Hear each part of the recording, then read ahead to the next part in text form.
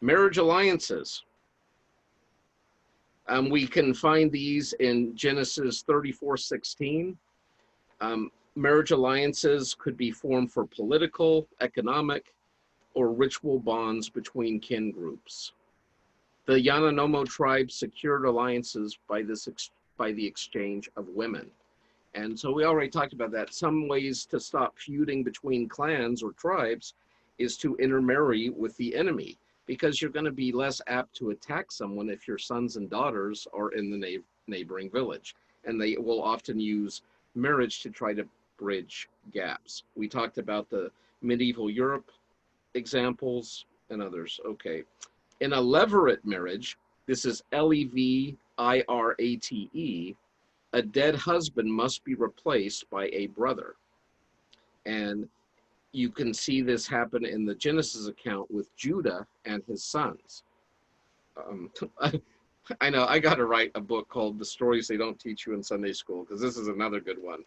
So Judah, one of Jacob's 12 sons, he gave his eldest son in marriage to this woman. But anyways, the levirate marriage is, since you're marrying a group or a kin group, your marriage actually comes with like a guarantee. So if you're a woman and you marry a guy and he dies, you already have the rights or access to another male member of the kin group that your husband came from. And they have to replace that your dead husband with another man. And so when this woman's husband died, she went to Judah and she said, your son is dead, will you give me another son? And he did. And this son's name was Onan. But Onan did not want to raise children in his dead brother's name, because that's what he would have had to have done. And they would have got the inheritance and all of that because he was the firstborn. And so Onan, whenever he was about to ejaculate, would spill his seed on the ground. And God was so displeased that he struck him dead. Now, some people have claimed that this is God's judgment on the withdrawal method or masturbation or things like that, but I don't think it has anything to do with that. It had to do with the attitude of his heart, that I am not going to raise children for my dead brother in his name. And for whatever reason, it really upset God enough to strike him dead. But Judah had a third son, but he was just a child. And this woman said, I can wait. And so she waited for him to grow up and come to marriageable age. Who knows how old she is at this point, maybe twice this young man's age. But Judah gave her to another woman.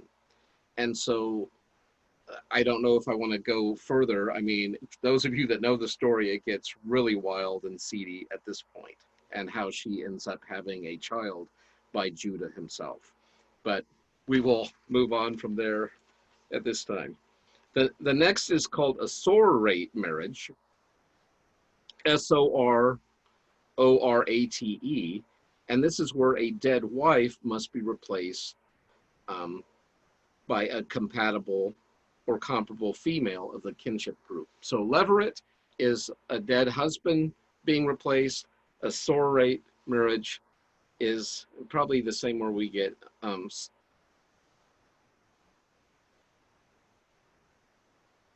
society sororate marriages.